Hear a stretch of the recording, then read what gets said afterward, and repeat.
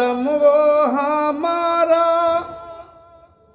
जो है आका का दुलारा, गौसे आजम वो हमारा जो है आका का दुलारा, सबकी झोली भरने आया वो बगदाद से,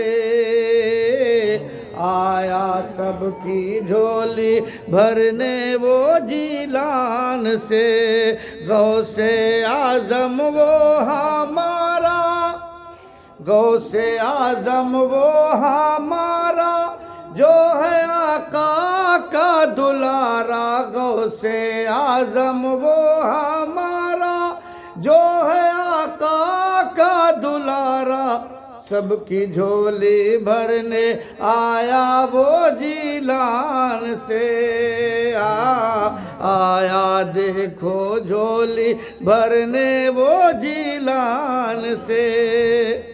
ऐसे वली हैं गौस हमारे, माँ के शिकम में पढ़ते थे पारे। गौस आज़म बड़े पीर दस्तगीर की वो शान है कि गौस आज़म बड़े पीर दस्तगीर जब अपनी माँ के शिकम में थे तो रब्बे बेनियाज के लुत्फ़ो करम से 18 पारा आपने अपनी माँ के शिकम मुबारक में याद कर लिया था। जब आप दुनिया में तशरीफ़ लाए तो उनकी माँ उस्ताद गिरामी के पास लेके पहुँची, कहा कि इस मेरे बेटे को कुरान शरीफ इल्म दीन से मालामाल कराया जाए। तो उनके उस्ताद ने पढ़ाया कि बेटा पढ़िए औज़ु बिल्लाहि मिनश शैतानिर रजीम बिस्मिल्लाहिर्रहमानिर्रहीम।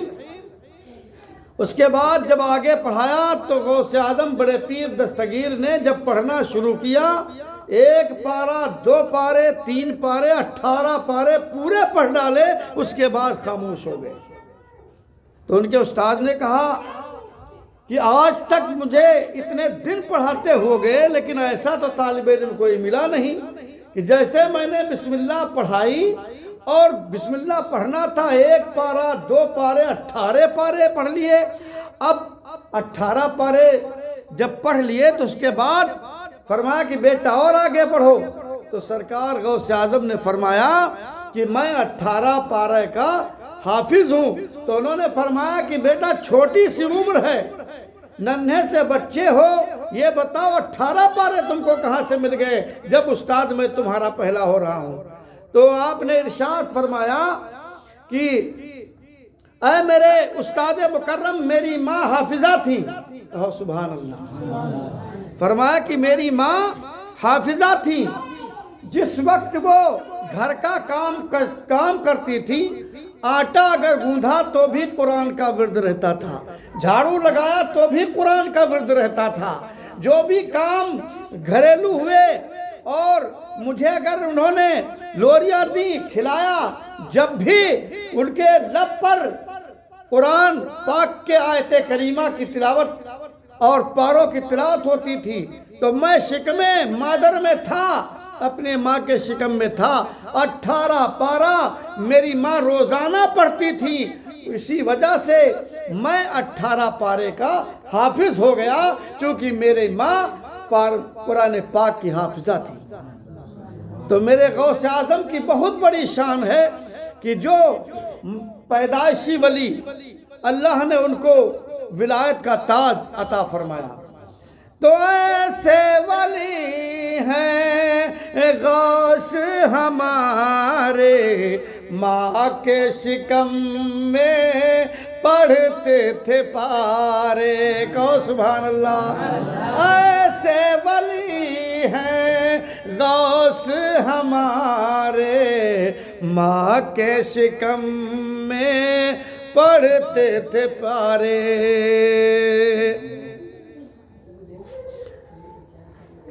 ऐसे वली हैं गौस हमारे, माँ के शिकम में पढ़ते थे पारे। भैया मुर्दाना बताना بھیا مردانہ بتانا یہ ہے غوث کا گھرانہ، بھیا مردانہ بتانا یہ ہے غوث کا گھرانہ، سن کے حافظ بن گئے قرآن امی جان سے، سب کی جھولی بھرنے آیا وہ جیلان سے، چوروں سے جس نے کچھ نہ چھپایا، پاس تھا جو بھی سچ ہی بتایا۔ غوث اعظم بڑے پیر دستگیر جب اپنی ماں سے رخصت ہو کے پڑھنے کے لیے چلے تو ماں کی بارگاہ میں گئے کہ اے میری ماں، اب میں نے یہاں کی تو تعلیم حاصل کر لی، میں چاہتا ہوں کہ دور و دراز پڑھنے کے لیے چلا جاؤں۔ تو ان کی اماں نے کہا کہ بیٹا، میں آپ کو اپنے سے جدا تو برداشت کر سکتی ہوں، لیکن تمہیں علم سے جدائی برداشت ہمارے بس کی بات نہیں ہے، جاؤ تم علم دین حاصل کرو اور تمہاری جدائی مجھے منظور ہے، اجازت ہے، جاؤ۔ لیکن جانے کے ساتھ ساتھ ایک بات یاد رکھنا کہ چاہے جتنے مشکل اس وقت کا دور ہوتا تو کوئی موٹر سائیکل سے، کوئی جیپ سے، کوئی کار سے، کوئی بس سے چلا جاتا ہے، لیکن اس وقت کا راستہ بہت صعوبتوں کا تھا، مصیبتوں کے راستے تھے، قافلے جاتے تھے، جنگلوں سے اور پہاڑوں سے گزرتے تھے۔ تو غوث اعظم بڑے پیر دستگیر جب جانے لگے تو ان کی ماں نے ایک صدری بنائی تھی اور صدری پہنایا، ایک اسلامی لباس کے ساتھ مزین کر کے صدری بنایا، اور ماں کی ممتا، ماں کی محبت ہوتی ہے، انہوں نے 30 اشرفیاں آپ کی صدری مبارک میں سل دی۔ 40 اشرفیاں، کسی نے 30 لکھے، 40 اشرفیاں صدری کے اندر سل دیا، اور 40 اشرفیاں سلنے کے بعد فرمایا کہ بیٹا جاؤ، دعائیں دی ماں نے کہ اللہ تعالیٰ تمہیں ہر جگہ ہر لمحے کامیابی عطا فرمائے، جاؤ بیٹا، لیکن یاد رکھنا کتنی بھی مصیبت کے راستے آ جائیں، کتنی بھی مصیبت کا دور آ جائے، لیکن کبھی بھی کہیں بھی کسی موقع پر جھوٹ مت بولنا۔ لیکن وہ غوث اعظم بڑے پیر دستگیر جن کو ہندی کی کتابوں میں ہندی لیکھکوں نے لکھا ہے سچا بالک، اب وہ سچے بالک کے بارے میں نہیں جانتے تھے، انہی کا نام سیدنا غوث اعظم بڑے پیر دستگیر ہی بولتے کہ وہ راستے میں جب چلنے لگے، چلتے جنگلوں میں پہنچے تو چوروں کا راستہ تھا، ایک بارگی چوروں کی ایک جماعت آئی اور آنے کے بعد چاروں طرف سے انہیں گھیر لیا اور ایک ایک کر کے سب کو لوٹ لیا۔ اور جب یہ ان کے پاس جب پہنچے، سب سے چھوٹے تھے، جتنے ڈاکو تھے، جیسے پوچھے کہا کہ بیٹا یہ بتاؤ تمہارے پاس کیا ہے، کوئی سامان تو نظر نہیں آتا؟ تو انہوں نے فرمایا کہ میرے پاس 40 اشرفیاں ہیں۔ تو لوگ مذاق اڑا گئے، کہا کہ اتنا مال اتنے لوگوں کو لوٹا، لیکن 40 اشرفیاں کسی کے پاس نہیں تھی، اور یہ جھوٹ بولتا ہے لڑکا۔ انہوں نے کہا کہ سچ بتاؤ، کیا 40 اشرفیاں ہیں؟ کہا ہاں سچ بتا رہا ہوں کہ میرے پاس 40 اشرفیاں ہیں۔ یہ کہ بعد دیگر سب لوٹ گئے۔ پھر لٹیروں کا بادشاہ، لٹیروں کا گروہ کا مالک، جب سب سامان لوٹنے کے پاس، گروہ کے مالک کے پاس جو سب سے بڑا ڈاکو تھا، اس کے پاس سب گئے، لوٹ مار کا سامان پیش کیا۔ کہا یہ بتاؤ کوئی اس میں بچا تو نہیں ہے؟ کہا ایک لڑکا بچا ہوا ہے۔ تو فرمایا اس کے پاس کیا نکلا؟ تو کہا کہ وہ عجیب کہتا ہے، جو بھی پوچھتا ہے وہ یہ کہتا ہے کہ میرے پاس 40 اشرفیاں ہیں، اور ظاہر میں اس کے پاس کچھ نظر نہیں آتا۔ تو بڑے ڈاکو نے کہا، گروہ کے سردار ڈاکو نے کہا اس بچے کو میرے پاس بلا کے لاؤ۔ تو اس کو بلا کے لایا گیا۔ جیسے اس کو بلا کے لایا، کہا کہ یہاں آؤ۔ جب وہ قریب آیا تو کہا یہ بتا تمہارے پاس کیا ہے؟ تو انہوں نے کہا کہ میرے پاس 40 اشرفیاں ہیں۔ وہ بھی دنگ رہ گیا، اور دنگ رہنے کے بعد پوچھتا ہے کیا بچے مذاق کرتا ہے یا سچ بتا رہا؟ کہا میں سچ کہتا ہوں کہ میرے پاس 40 اشرفیاں ہیں۔ تو کہا یہ بتا 40 اشرفیاں ہیں تو وہ ہیں کہاں؟ تمہارے پاس تو کوئی گٹھری نہیں ہے، کوئی جھولا نہیں ہے، کوئی بیگ نہیں ہے، آخر رکھا تم نے کہا؟ تو انہوں نے کہا کہ دکھانا پڑے گا۔ تو فرمایا کہ ہاں دیکھ لیجئے۔ فرمایا کہاں ہے؟ تو آپ نے اپنے جسم سے صدری کو اتارا۔ اتارنے کے بعد صدری پیش کی اس ڈاکو کے پاس، کہا اس کو پھاڑیے۔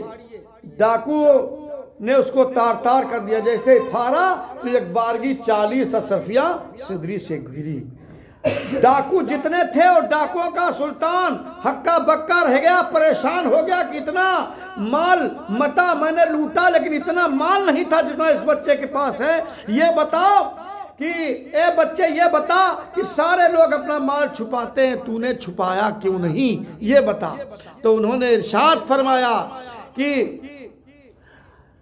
جب میں گھر سے تعلیم دین کے لیے چلا تھا، میں تعلیم دین پڑھنے کے لیے میں نے اپنا سفر باندھا تھا، تو میں نے اپنی ماں سے اجازت لیا، تو میری ماں نے یہ 40 اشرفیاں میری صدری میں سلی تھی۔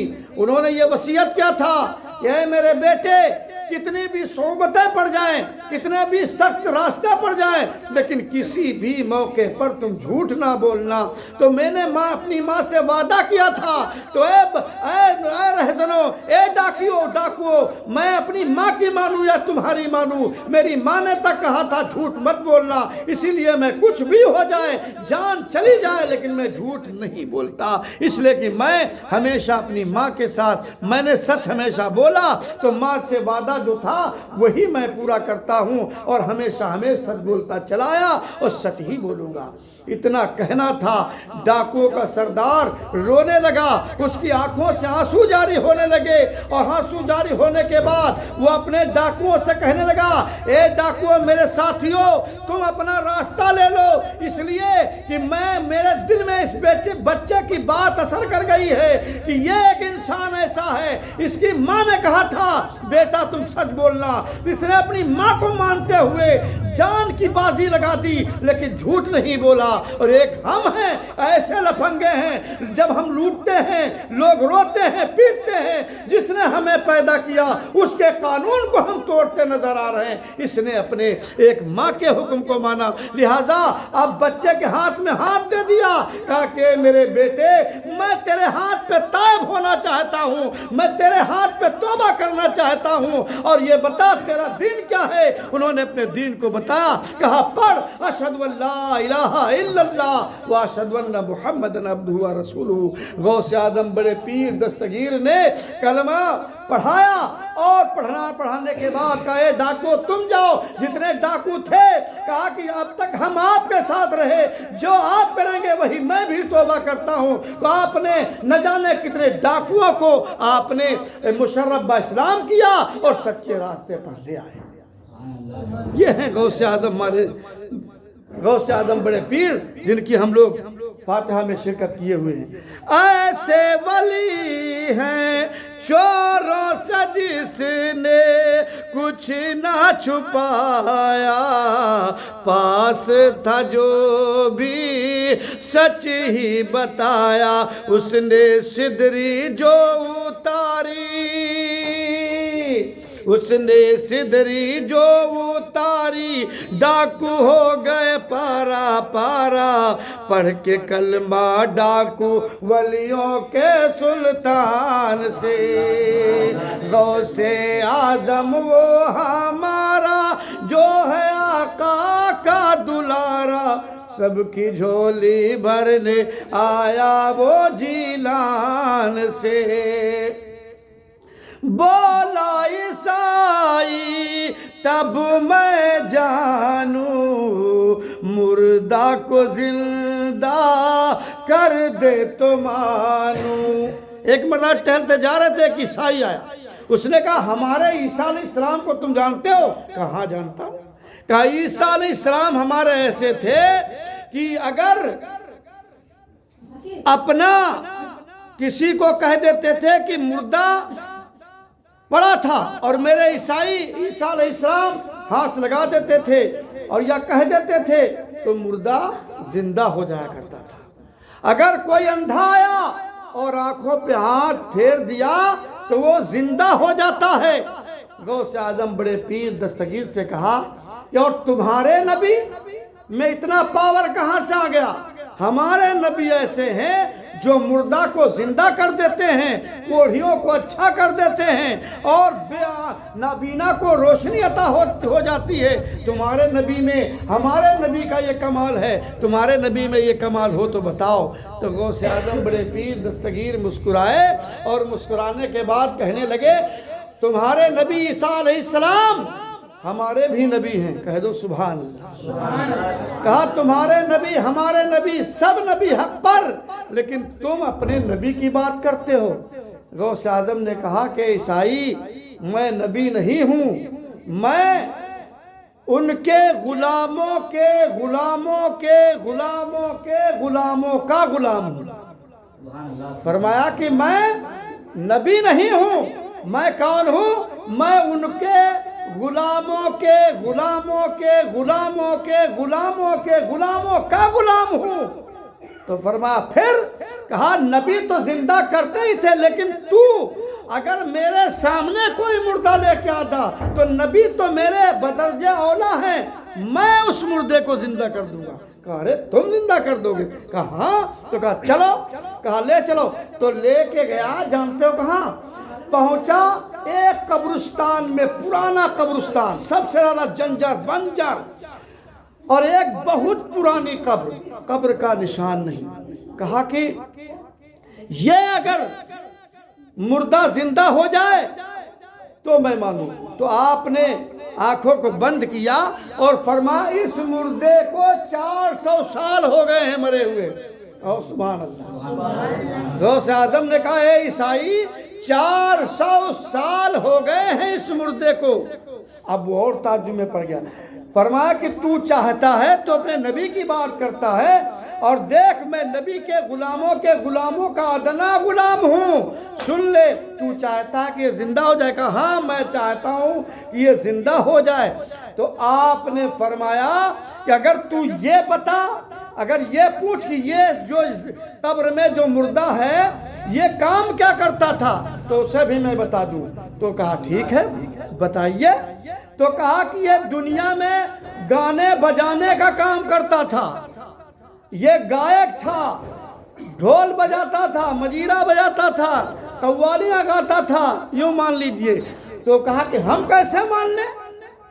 400 سال آپ نے بتایا، میں مان لوں گا چونکہ اس جگہ کا نام و نشان مٹ چکا ہے، لیکن یہ کیسے مان لوں؟ یہ گانا گاتا تھا یا قوالی گاتا تھا، ڈھول بجاتا تھا۔ تو فرمایا کہہ تو یہ ڈھول بجاتا اٹھے۔ تو کہا اس سے بڑھ کے کیا بات ہو سکتی ہے؟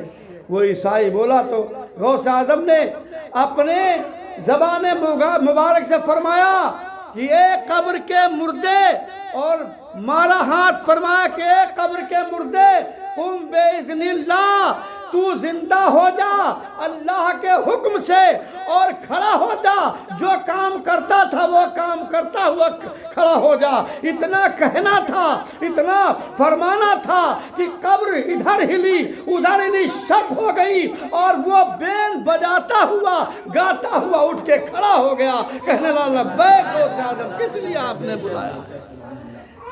تو غوث اعظم ایسے ولی ہیں کہ انہوں نے مردوں کو زندہ کر دیا ہے اللہ کی طاقت سے۔